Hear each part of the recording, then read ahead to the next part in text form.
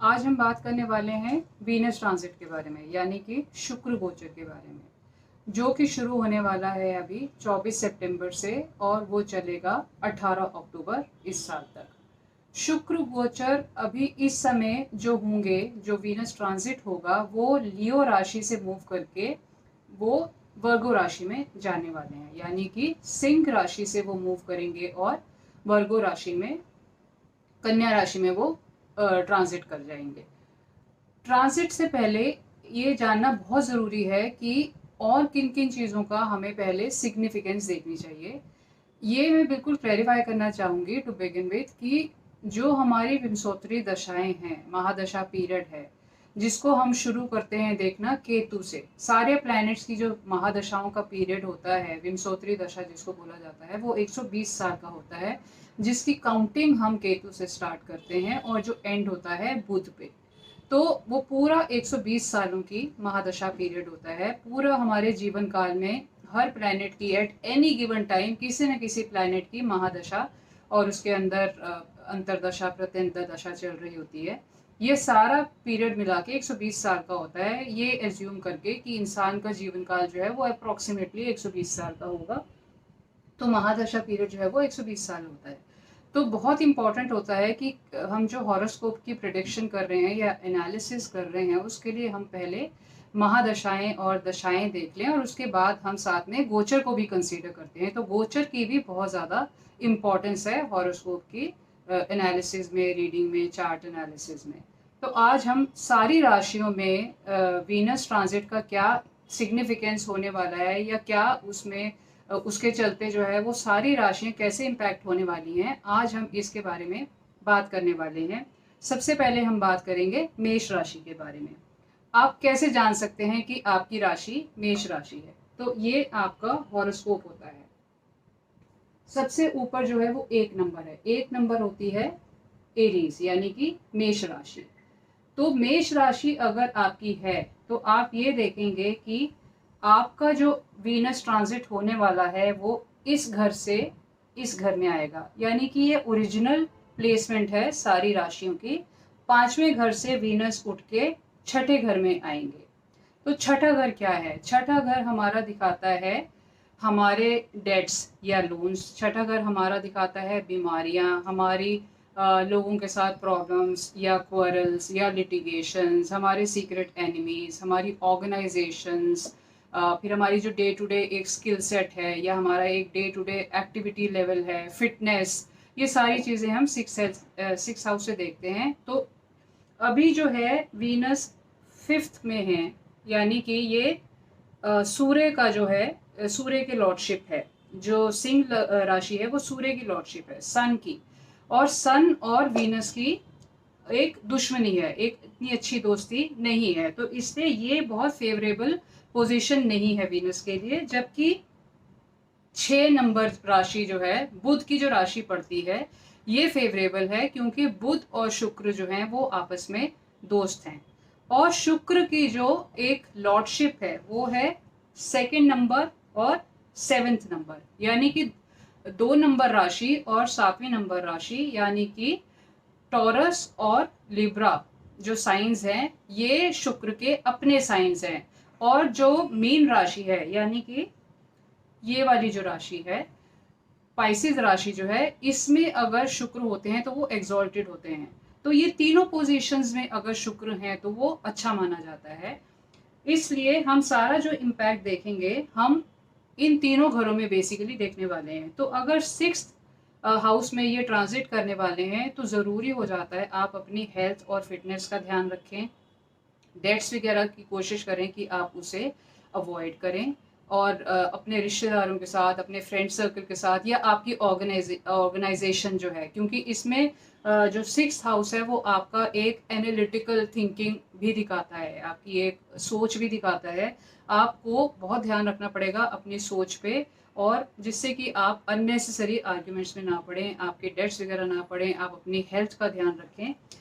सूर्य की जो दृष्टि है वो जा रही है अपने से ऑपोजिट। सूर्य की दृष्टि जो है वो अपने से 7वें घर में होती है, जो कि मीन राशि है, और मीन में सूर्य जो है वो एग्जॉल्टेड होते हैं। इसलिए। और 12वां घर क्या है, 12वें घर में है इस समय मीन राशि, मेष लग्न के लिए। 12वां घर क्या बताता है, 12वां घर हमारे बेड प्लेजर्स बताता है, स्पिरिचुअलिज्म बताता है, हमारे फॉरेन ट्रैवल्स बताता है। तो इस दौरान हो सकता है कि आपको फॉरेन ट्रैवल्स का मौका मिले, हमारे खर्चे भी बताता है। ये हो सकता है कि आपको फॉरेन ट्रैवल्स का मौका मिले, आपके खर्चे हों, क्योंकि आप शॉपिंग वगैरह में हो सकते हैं, क्योंकि वीनस है तो आप अपने शौक वगैरह की चीज़ों के ऊपर पैसा खर्च करना चाहेंगे, तो आपके खर्चे बढ़ेंगे आपको। लेकिन 6th हाउस जो है वो बीमारियों का है और 12th हाउस जो है वो हॉस्पिटलाइजेशन का है। तो आपको अपने छठे घर को देखना पड़ेगा, आप अपनी हेल्थ का ध्यान रखेंगे जिससे कि हॉस्पिटलाइजेशन वगैरह जो है वो अवॉइड हो सके। सेकंड और 7th हाउसेज जो हैं वो वीनस की लॉर्डशिप हैं। सेकंड हाउस दिखाता है आपका फैमिली और 7th हाउस दिखाता है आपकी पार्टनरशिप्स ऑफ ऑल काइंड, यानी कि पर्सनल पार्टनरशिप, प्रोफेशनल पार्टनरशिप्स, आपकी सेक्सुअल पार्टनरशिप, आपकी सेक्स लाइफ। तो वीनस के ट्रांजिट अगर मेष राशि पे है तो आपको इन सारी चीज़ों पे ध्यान देना पड़ेगा। लेकिन आपका जो है रोमांटिक लाइफ अपने पार्टनर के साथ, चाहे वो गर्लफ्रेंड या बॉयफ्रेंड हो या स्पाउस हो, वो आपकी डेफिनेटली इम्प्रूव होने वाली है इस ट्रांजिट के चलते, जो कि 18 अक्टूबर तक था। तो ये था मेष राशि के बारे में। अब हम बात करते हैं टॉरस के बारे में, यानी कि वृषभ राशि के बारे में। टॉरस में आपकी ये पोजीशन होती है, यानी कि असेंडेंट में आप देखेंगे 2 नंबर है। 2 नंबर शुक्र का अपनी राशि है और इसके बाद 7 नंबर भी शुक्र की अपनी राशि है, जो कि यहाँ पे छठे घर में है। इसके टॉरस राशि के लिए जो मूवमेंट होने वाली है शुक्र की, वो चौथे घर से 5वें घर में होने वाली है। 5वां घर क्या है, 5वां घर जो है वो आपके बच्चों को बताता है, आपकी फन लाइफ को बताता है, आपके जो लव अफेयर्स होते हैं वो बताता है, आपकी क्रिएटिविटी बताता है। तो इस ट्रांजिट के चलते हो सकता है कि आपकी जो है, क्योंकि बुध में है ये, लेकिन ओरिजिनल प्लेसमेंट जो है ये सन का है, तो आपको थोड़ा सा ज़्यादा फोकस करके अपनी इन सारी चीज़ों पे, अपनी जो क्रिएटिविटी है आपको उस पर ज़्यादा ध्यान देना पड़ेगा, जिससे आपको अपने फ़ायदा मिल सके उस क्रिएटिविटी का, जो आप में एक क्रिएटिव टैलेंट है उसका। लॉन्ग टर्म इन्वेस्टमेंट जो है वो आप अभी इस पीरियड में इन कैश ना करें, क्योंकि जो 5वां घर है वो आपका स्टॉक मार्केट भी बताता है, तो उसमें अगर आप इन्वेस्टेड हैं तो अभी इन्वेस्टेड रहें, अभी आप उसको इन कैश ना करें। ओरिजिनल प्लेसमेंट है आपकी अपने असेंडेंट में, यानी कि ये है, तो इसमें आपका फोकस अपने ऊपर बढ़ेगा, अपने व्यक्तित्व के ऊपर बढ़ेगा, सेल्फ ग्रूमिंग के ऊपर आपका फोकस डेफिनेटली बढ़ने वाला है। अपनी सोल सर्चिंग जो है वो आप ज़्यादा इस दौरान, इस 1 महीने में आप उस पर ज़्यादा सोचेंगे, इंट्रोस्पेक्शन वगैरह में आप ज़्यादा टाइम लगाएंगे, आप अपना हेडेक वगैरह का थोड़ा सा ध्यान रखें। और इसके बाद जो दूसरी राशि इम्पैक्ट होने वाली है, जो दूसरा घर इम्पैक्ट होने वाला है, वो है आपका 6th हाउस। 6th हाउस में जैसे मैंने आपको पहले भी बताया कि आपको हेल्थ और फिटनेस और क्वारल्स और लिटिगेशन वगैरह का घर है ये, लेकिन क्योंकि ये अपनी लॉर्डशिप है वीनस की, तो इसके चलते आपको कोई भी नुकसान होने वाला नहीं है। लिब्रा है, आप बहुत लिब्रा है तराजू, और बहुत ज़्यादा एक बैलेंस की राशि, तो आप बहुत ज़्यादा सोच समझ के इस पीरियड में चलने वाले हैं। और आपकी हेल्थ हो, चाहे आपके डेट्स हों, आपकी फाइनेंशियल स्ट्रैटेजीज हों, जो सारी हैं वो आपकी यूज़फुल होने वाली हैं, आपकी सक्सेसफुल होने वाली हैं, आपको कोई भी प्रॉब्लम होने वाली नहीं है इस दौरान। और वीनस की दृष्टि जो पड़ रही है इस समय इस घर से, 5वें घर से पड़ रही है 11वें घर में। 11वां घर है हमारा फुलफिलमेंट ऑफ ऑल डिज़ायर्स, हमारी जितनी भी इच्छा पूर्ति है वो होती है। हमारा जो नेटवर्क है, हमारा जो फ्रेंड्स का नेटवर्क है, बहुत बड़ा वाला नेटवर्क है, वो होती है। और 11वां घर जो है वो ओरिजिनल जो है, मतलब उसके कारक जो हैं वो जुपिटर हैं, और ये मीन राशि जो है वो जुपिटर की ही राशि है।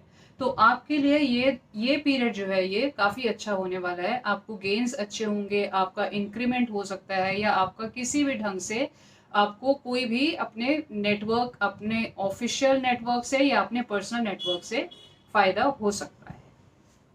तो ये था मेष राशि और वृषभ राशि के बारे में। मैं जो ये वीडियोस हैं ये 2-2 राशियों के लेके बताने वाली हूँ। तो ये 12 राशियों के 6 वीडियोस जो हैं वो बनेंगे मैं, और रोज़ मैं 1 या 2 वीडियोस अपलोड करूँगी। आशा है आप ये वीडियो देखेंगे, आपको ये वीडियो पसंद आएगा। तो फिर मिलते हैं जल्दी ही अगली 2 राशियों के साथ, यानी कि जेमिनी और कैंसर के साथ। Thank you so much.